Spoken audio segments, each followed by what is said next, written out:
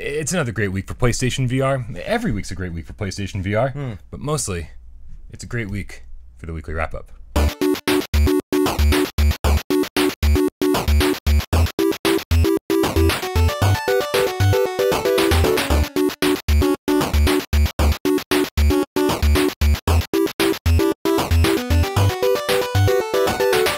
This is the Midnight Gamescast. We record every Tuesday afternoon at midnight, then we bring it to YouTube every Wednesday as the weekly wrap-up. Yeah. That's this thing. We sit around. We talk. Or we sit rectangle. We sit next to each other. Next to each other, officially. It is definitely next to each other. We gaze at the camera and we gaze at each other. Yes. And we talk about VR games, but it usually takes us quite a while to get there. Eventually. 8 minutes. At least, that's average. 8 goddamn minutes. Yeah. And every Thursday is PlayStation VR Theater. And every Friday is Viewer Takeover when we let you, the loyal game cats, the shit we do is absolutely ridiculous. We do it so often though that we don't even think about what it is. And if you think about it, it's like, oh, I do that at least once a week. Yeah. You know? Yeah, we're just fucking goofballs. Yeah. Whoever would have thought I would have been swiping and saying wow at a camera. I mean, from the day I met you, I'm like, one day we're gonna get that guy to do all of those things. As Viewer Takeover, when we let you, the loyal Gamecast, take over the show. As always, I'm Brian Paul, and to my right, your left, the king of all VR kings, the Sofa King himself. Yes. Jeremy King. Definitely a sofa king. Yeah. Yeah. I don't know, man. Jeremy, I don't know. Did you? Can we get the sports bullshit out of the way? Oh, totally. Are you a sports fan in any sense of the word? So while the Super Bowl was going on, I was watching Diary of a Wimpy Kid: Dog Days. And then wait, not even the original. It was the sequel. The third. I think that one's, well, technically the fourth. There's like another one coming out with a new crop of the kids. And I'm surprised I didn't know this. This sounds right up my like 14-year-old girl, iCarly, Bright Eyes regimen. Yeah, they're a decent, stupid type of kids. Well, you were watching with your kids. Yes. See, I feel way better now. Yeah. Yeah. I wouldn't on my own. No, that I've been doing is Altered Carbon on Netflix, but we can get that another time. Sure. But yeah, that's what I was doing. And then we stopped it because my 9-year-old was like, I want to watch the halftime show. I want to see Justin Timberlake. So I heard that was good. Well, I mean, all the reviews show, right? say, yeah. I mean, I guess I don't know what a good Super Bowl show is. I'm like, you know, that lad has talent. And I've always thought he has talent. You know, he's funny and he can fucking sing, you know, and he can act decently. So, what was the Alpha Dog he was in? The Alpha Dog. That was like loved the first. Alpha Dog. Yeah, that was like he's his been little in other first. things? Yeah, he was in that other one where you buy time and you have time on the arm. Yeah. I forget what the fuck it's... I think it's called In Time. Is it In Time or is that... Out of Time? The one with Johnny Depp. There was that one that was all shot in one shot. Johnny Mnemonic. Johnny Mnemonic. Good flick. Just throwing shit out there. No, I haven't seen Justin Timberlake in anything since Alpha Dog. But I did love Alpha Dog. Yeah. I think I cried. I guess I cried everything, huh? Wow. You do cry a lot. I'm a crier. Yeah. Yeah. Super Bowl, when they announced that the Cloverfield Paradox was going to air after the Super Bowl, I was all in. I was interested in the Super Bowl because I was like, okay, well now I have to. The second the Super Bowl is over, I need to start streaming this. Right? Yeah. It's on Netflix, and I just had Netflix ready, you know, and I had Google. Like I was refreshing this page that was constantly updating by itself, telling me the score of the game. Yeah. And for the first time in my life, I cared about the score of the game because I was like, at some point, it's going to be over. Yeah, and you're the winner either way. And then I get to watch the movie. Yeah. Did you see Cloverfield Paradox? I didn't. So I went to Netflix and I saw during the football game that Cloverfield Paradox. I'm like, what the fuck is this? Right. And it says after the game. And I'm like, shit. I'm like, that's awesome. So I started watching Altered Carbon and I did not watch it yet. You've seen the first two. Oh, yeah, absolutely. Yeah. Oh, so good. In the theater. Yeah. Yeah. What I love about what they're doing with Cloverfield is that, like, you could totally watch any of these movies separate from each other. Totally. And you're not really missing anything. No. The only thing you're missing is sort of, like, the vibe that they've created. Yes. Right? The mystery behind it. The mystery behind it. They've created a world where, like, just mad crazy shit's going down. And here's, no one really knows why. Here's some little, like, individualistic stories that are happening all throughout this world. Yeah.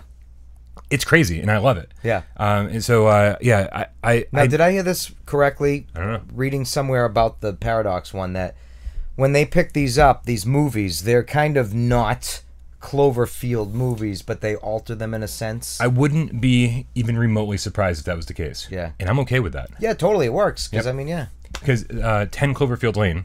Mm-hmm. Is that what it was? 10? Yes. All right. John Goodman. He's great in anything. Fantastic. He was so good in this, though, too. Yeah. He's good in everything, though. Yeah, he's great. And but for like the first hour of the movie, you're like, why the fuck is this a Cloverfield movie? Yeah. And it just brilliantly comes together. Yeah. And I love every second of it. And it was acceptable. It wasn't like abrupt where it's like, huh? You know, it just fit somehow. It felt kind of abrupt, but it did fit. Yeah. Yeah. And I'm okay. Shoehorn the fuck out of these movies. Like, make them all part of the same universe. Mm-hmm. I'm okay with it because I love, like, how unique each movie feels, but how connected they all are, even tangentially.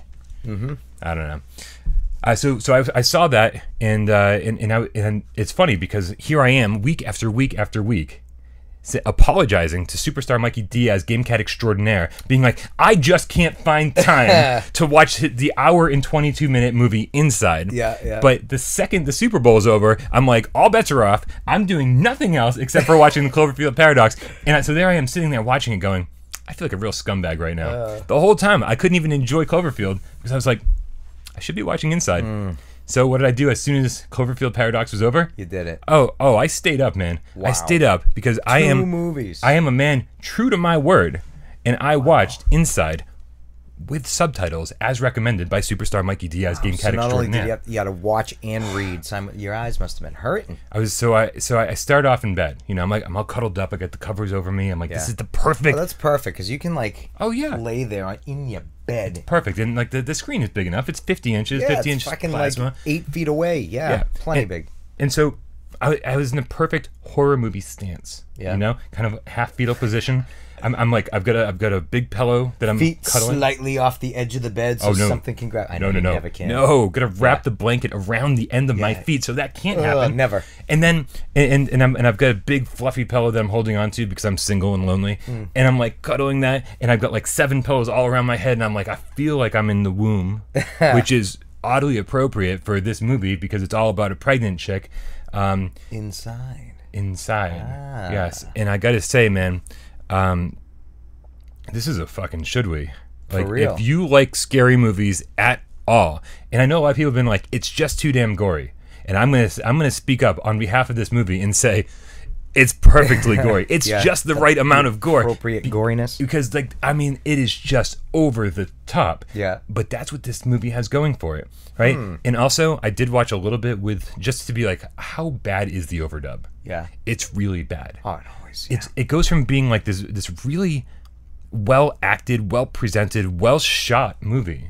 Like everything about it is sort of like, I don't know if it was done on a budget or what it was done, but it looks really nice. What's the native language? It's a French movie. French movie, okay.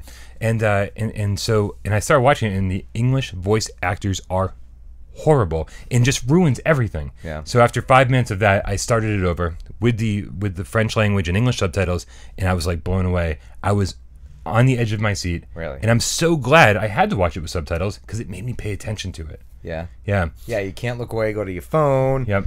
Yeah. And my biggest issue with horror movies, this movie doesn't even have. Usually most horror movies, they're like subtle little things that happen, you know, like which are like, ooh, scary, scary, you know, and then it all ramps up to that big climactic, like chaotic, blah, you know, and I hate the chaotic, because it's no longer scary anymore. Yeah. It's just an assault on your senses. Yeah. Right. So there's lights flashing and there's demons flying everywhere and things possessed but this movie, the big gory climax, it kept my attention. It didn't bore me, and I was like, man, I can't wait to see how this ends. Yeah. And it's only an hour and 22 minutes. Most movies are like way too long. Yeah. And this is like just the right amount. Just the right amount. I was the right amount of length. It was perfect. Yeah. So total should we? Thank you, Mikey Diaz, for sending that along. I finally got around to watching it, and I appreciate you and the movie. Thank you for that.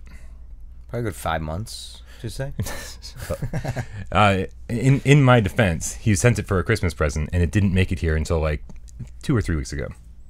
Yeah. Okay. So I'm not too bad. Not that far off. No. Yeah. It seems way sooner, like less of a time than I thought, actually. Yeah. And I got to do one more thing here. Let's do it. I do one more thing. This is I'm going to put this up on the screen right here. This is a Kickstarter. It's right in front of us. No longer can the game cats see us. They're only seeing this Kickstarter page from my buddy, Causative D. Okay. Okay. Yep. And his friend Anja Arin. I hope I'm pronouncing that right. They made a book. Yeah. Right. So my buddy Causative wrote the book. Wrote it in rhyme. Yeah. And Anja illustrated it beautifully, like impeccably. Nice. This is like it's a basically a graphic horror novel written in rhyme. And, nice. And I know this gets used a lot, but it's basically a children's book for adults. Okay. I mean, it's like this awesome surrealist art style. Yeah. It is unbelievable, and he's been talking about this forever, since like the day I met him. Yeah. Like I read this book years ago when he just sent it to me as a PDF. Like Really? it was just text. Is it now? Does he have it like? Yes. It's in been book form. In book form, it's been created, but now they're trying to fund this thing for $10,000 to get it printed. And I know a lot of the people who watch us are very much like me. They like the dark, gothic horror genre. Yes. Right, and especially stuff like this. This is basically just like Bound. This is dark and creepy and scary, and it just beautifully done. Nice. And so this is called Prima, Ballerina, Meltdown. They are already 20% of their way to funding their goal on Kickstarter. I have no doubt that even without the Game Cat's help, they're going to fund this thing. Nice. But with the Game Cat's help, I think they could do it a lot sooner. Nice. Yeah. So that's it. That's the end of my my Kickstarter push. So good luck, guys. Hope your book gets funded. And if anybody decides to fund it, please let us know in the comments. Very curious about that. Do I have an edited version? Yeah, I guess. Because I keep them like, where the fuck is he reading that from? Yeah, I just added some stuff at the last minute. Nice. Okay, good. All right. We didn't get to that point where there's so many of them down there that we grabbed the wrong week's papers and we're getting close. There's like thousands of pages over there from the previous weeks. You should start, like drawing cats on them and mailing them out to people. We could. I mean, I'm just going to throw them away. So if people are interested in our old scripts, then that's fine. You could even make an envelope out of one of them, so you're not wasting an envelope. Get through them quicker. I think the time it would take to create an envelope out of one is already too much time wasted. It'd be fun. You have too much time on your hands then. No. I don't think that's true. So make sure you subscribe to the channel. Yes, please. Click like on this video. I mean, we haven't talked about video games. I can only imagine how many minutes it's been. Oh, I don't... might be 16. Yeah, it's probably about 14, I would say. All right. Oof. So on that note, what do you think, Michelle? I think it's time to switch. What do we do? Wow. I think it's time to start the show like we start every show, with a little game of should we or shouldn't we, where we take 60 seconds and we put it on the fucking cell phone clock, then we put the clock on the counter just the way Brian likes it. Brian's still taking it any way he can get it. And then we take a minute to try to tell you if we should or shouldn't watch, read, or play whatever the fuck we've been doing this week. And Brian, are you going to go first? I hope that came off. That was rough, man. That was really rough. It's like, I get that it's your first time. Every time. It's 2 to 3 minutes every time. Yep. On everything I do. The question is, what do I want to talk about? Yes. You know what's only fair? I feel like we're gonna make this a Pierhead episode. On your mark, get set, right. Go. So last week, the Pierhead Arcade had come out. Yeah. And neither one of us had a chance to play it before the show. Yeah. And it wasn't until after we filmed the show that I did a Let's Play, and then eventually a day later did a review, and then got a key to you, and blah, blah, blah, blah. So we did get review keys from the developer. Thank you very much, Mechabit. Yes, thank you. But man, oh man, for a game, $15. Yeah. For a game that was like, oh man, we don't need another Carnival Games. We've already got enough of this like Midway arcade stuff. It all takes place in one room. I was like, this is not going to hold anyone's interest. And it took me all of 2 minutes to be like, man, oh man, I got to beat my high score. Oh man, here's everyone else's high score. I got to beat everyone's high score. And it's just like, in the number of games, it's like 15 games. Yeah. And I think the graphics are really nice. Like, I think it's like really pretty sharp. I mean, it's all in one room, so they spent a lot of time on this. But man, what an addictive game. And I just love like trading in all those tickets for all the toys. The toys. Yeah, so that's it. I mean, it's a definite should we. It's cheap and awesome. Bam. Nice. Not too bad. So yeah, I have a feeling you're gonna. Oh yeah. On your mark, get set, go. So yeah, at first, and I started playing it. I don't remember what the game was. I started first. Might have been skee ball, and I thought, it was kind of rough. It wasn't really going right, and I think I was just more getting like rushing it, you know, where I wasn't sitting, taking a breath, and fucking playing the game. So finally, I started getting a few. I started getting the swing of things and playing the games. I got to, what is the one with the penguins? My favorite one. My favorite too. Nice. It's so simple. Yeah, I got to all these games, and I'm like, all right. And then I got to this one, and I'm like, oh man. And I kept playing it, and then I wanted to beat the scores, and then I can see myself starting to want to go back to the regular shooting one too, with the ducks and the fucking fish. Yep. That one too. Yep. Was pretty fun. But yeah, overall so far, I mean, it's... The penguin one, you gotta be so delicate with it. Oh, you have to be. So gentle. You can actually feel how fragile those little pucks are. Yeah. And then you can... I don't know. It was pretty neat. And I kept getting everything to the right. Yep. Oop. Bam. I gotta get better at it. But yeah, I definitely think, should we? I love seeing my friends' scores. Yes, Dr. Doom was all over the place. Right? Yeah. Did you win any of the toys? I got all my tickets, and no, I didn't want to... I want to get a lot of tickets first. So the coolest thing was I was like, oh, there's a little ring toss game over there. Let me buy the ring toss game. And then I was like, wait, can I just set this up anywhere and play ring toss? Yeah. Yeah, you can. Nice. And I was like, oh, an RC car. Oh, I can drive the RC car all around the arcade. Yeah. I got a little drone. I can fly that around. I was like, this is more fun than the game itself. That's crazy. Yeah, there's so much to it. Yeah. In that small little room. And then you get the little the bookshelves over there where you can like actually just leave all your prizes. Your shit. Yeah. I like how you can just drop shit everywhere. The whack-a-mole type of thing. And then at first I'm like, this is easy.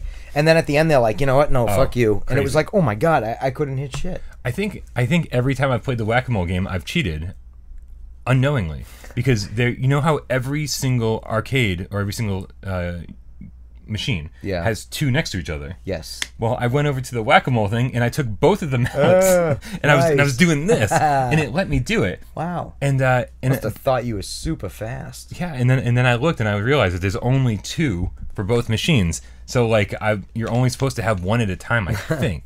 I don't know. Nice. If use it to your advantage, though, you know. That comet drop one was a little weird. Comet drop one is probably my least favorite, but I did get addicted to it for a while because I was like, oh, I can like time it perfectly and drop straight into those holes. Yeah. But you don't want to do that. You want to get it into the middle ones. Yeah. To get extra balls and stuff. You got to try to fucking bounce that shit around. Really I had one difficult. shoot right back up into the tube. Did it get lodged up in there? No, it just went Create up. a backup. Yeah. I wish it did. Multi-ball. The one thing that I was... the honeycomb type of thing with a beehive one. That's difficult. So I got it in a hole, and apparently it wasn't the right one. Yeah, there's a lit up hole. That's what she said. I guess. Either one's right. Gentleman's choice. Yes. But yeah, the lit up. Michelle's place hit the table. The lit up hole is the one you should be going for. I didn't see a lit up one because it's so like in your face. It's the first thing you got to do is like find the lit up one and then go for it. You know, like, create a little path. I've that's the one I've spent the least amount of time with. And when I was watching the previews for the game, I was like, this is the one I'm going to spend the most amount of time with. But man, it is like very delicate. You got to be very, very careful with it. Yeah. So that said, you should definitely pick up Pierhead Arcade. But what's surprising is that so all week long I've been like, man, nothing's coming to the PlayStation Store this week. I'm like, we're gonna have nothing to talk about. Surprisingly, Happy Drummer finally came out today. Hey, finally, nice. Yeah, I haven't checked to see if anything changed from the Hong Kong version to this. There's only been like, I want to say a month and a half or so since that release. So if there's been any changes, there can't be anything substantial. No. But I liked it enough to my review, which is for the Hong Kong version. Yeah. It's a definite should be for $10. It's so much fun, and I definitely recommend you get it. Sweet. And so if they've made any improvements over the Hong Kong version, then I mean it's an even better value. More of a no-brainer. Yeah, I think they might have changed the colors, like so the little indicators that are coming at you. Yeah. I think those might be a different color. And what always threw me when I first started playing is that when you gut the drum correctly, like you got it perfectly, it would glow red, and you think that would glow green. Yeah. Right? I wonder if that's like a cultural thing. Yeah. You know? Yeah. Are their stoplights green? Yeah. Or red. Or red. I have no idea.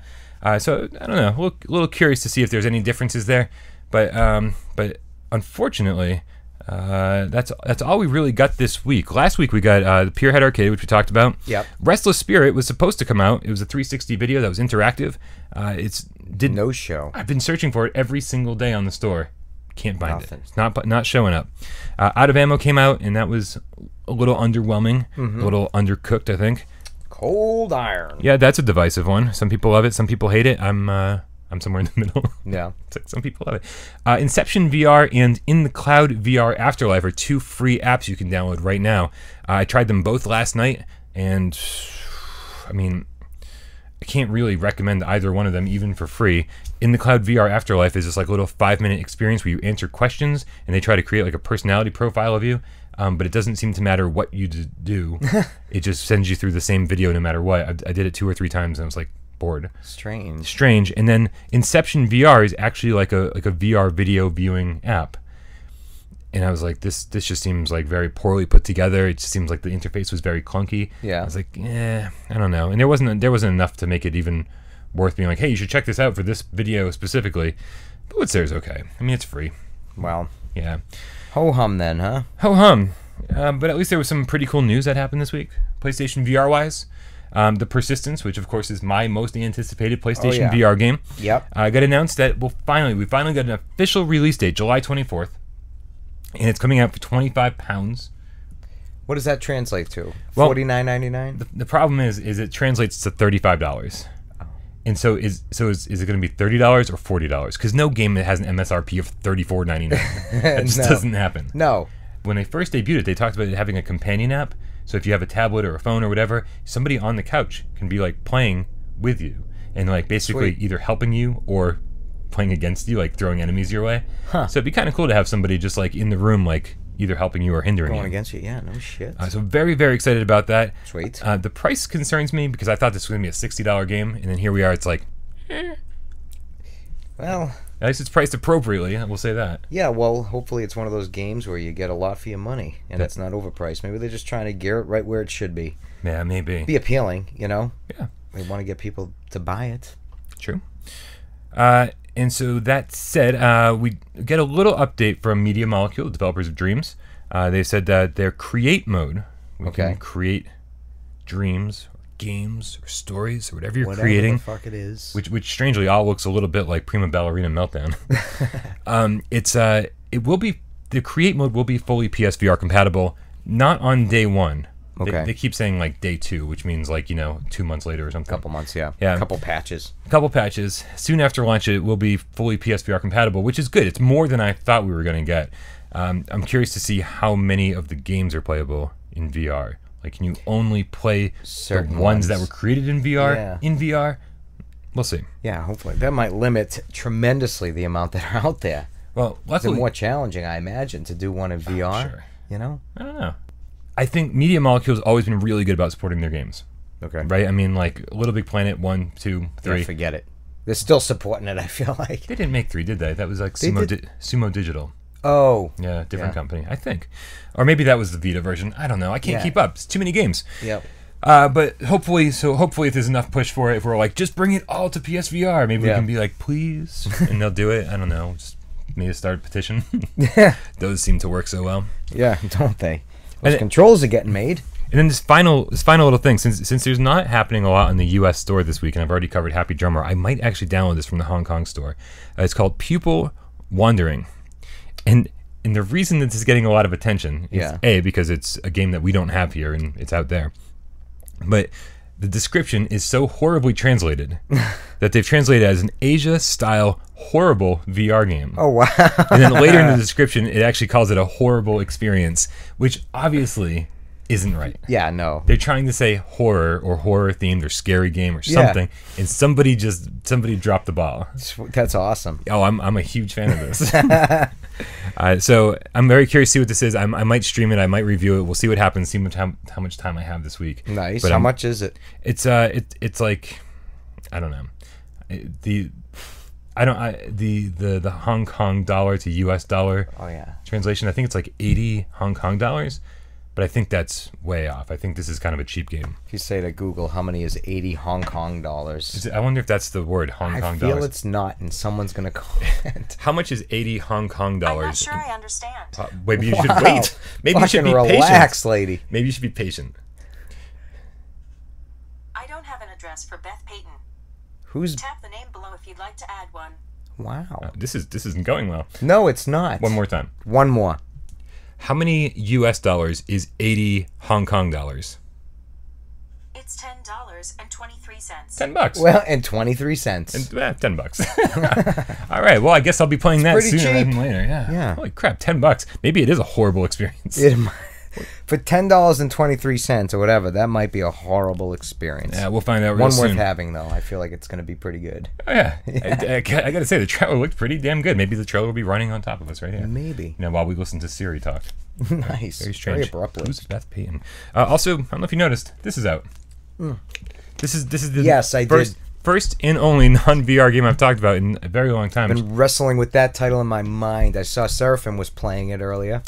People are calling Shadow of the Colossus HD Remaster for PS4 one of the most beautiful games ever made. I know. And son of a bitches. And I have a Pro, and apparently the Pro benefit is that you can either, obviously, I think you can run it at like 4K at 30 frames a second, or 1080 at like 60 frames a second. And obviously, I don't have a 4K TV. Yeah. So I'm super, because this game has always been played with so much slowdown. Yeah. That like I can't wait to see it running at 60 frames a second. So smooth. That's going to be amazing. Oh.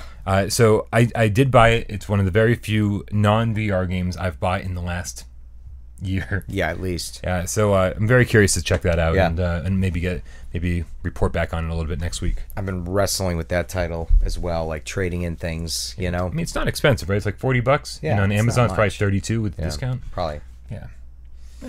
I know. Especially if you don't have time to play it. That's the worst. And I've played it and beat it. You know, I just will play it and beat it a lot nicer looking. Yeah. You know, is that worth it? Yeah. We're going to talk a little bit more about your time management on Viewer Takeover this week. Okay. All right, but that said, we need to move right along so we can actually get to Viewer Takeover this week, and so we can. The clock's a ticking. The clock is ticking, and I don't want to finish this episode by myself like I did last week. No. All right, thank you guys so much for tuning in. Make sure you come back tomorrow for the best 20 minutes of your week. PlayStation VR Theater. As always, I'm Brian. That's Jeremy, and we'll see you tomorrow. See ya.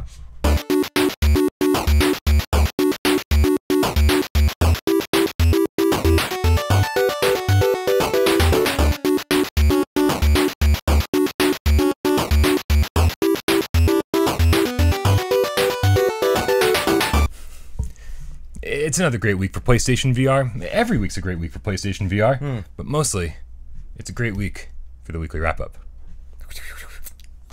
That was rapping. That was good. Yeah. I like rapping. Thank you. Yeah. I like unwrapping. I like beatboxing. You like beatboxing? No. No, I am the whitest dude of all time. Oh, I'm so white. I can't even dribble a basketball. I'm terrible. Yeah. Speaking of terrible in basketball, virtually, I am also terrible. We can discuss that later. This is the Midnight Gamescast.